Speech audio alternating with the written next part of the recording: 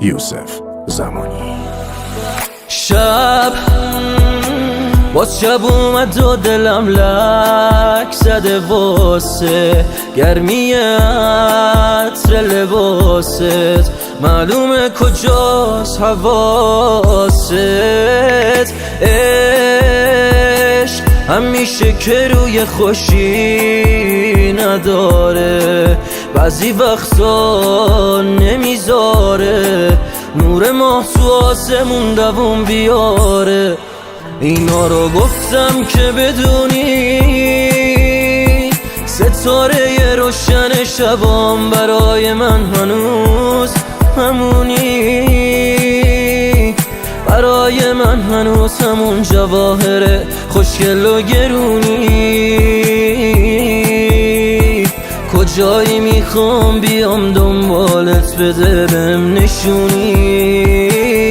اگه بعضی وقتا بد میشم، اگه رد میدم بهت گیر میدم، حرفای بد میگم بذار رک بگم گل خوشگلم. اینا از روزگاریه که دلم میخواد بهش فوش بدم،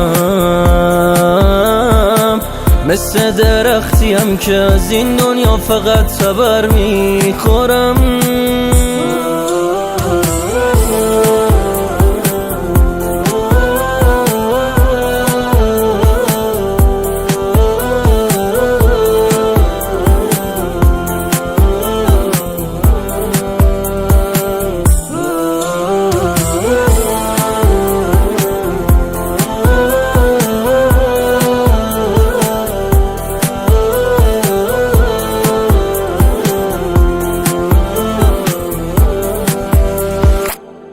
دلم تنگ شده واسه اون صورتت، واسه اون خنده ها که مثل جونمه، بودن تو فقط چراغ خونمه.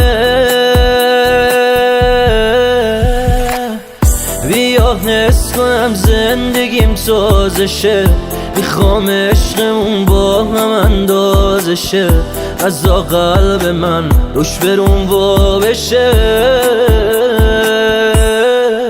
اینا رو گفتم که بدونی ستاره روشن شبام برای من هنوز همونی، برای من هنوز همون جواهر خوشگل و گرونی. کجایی میخوام بیام دنبالت بده بهم نشونی. اگه بعضی وقتا بد میشم، اگه رد میدم بهت گیر میدم، حرفای بد میگم بذار رک بگم گل خوشگلم. اینا از روزگاریه که دلم میخواد بهش فوش بدم، مثل درختیم که امید نیکان.